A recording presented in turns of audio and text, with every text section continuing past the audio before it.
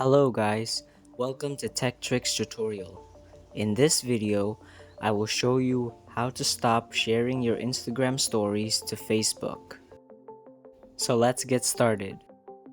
First thing you want to do is click your profile picture in the bottom right corner.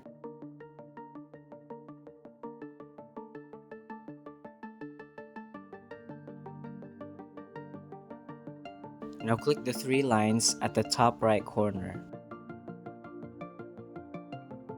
Now click the first option, Account Center. Once you're here, click Sharing Across Profiles. Now click your Instagram account. Now all you have to do is disable this option and you're done. Thank you for watching this video. If you found this video helpful, please consider dropping a like and subscribing to the channel.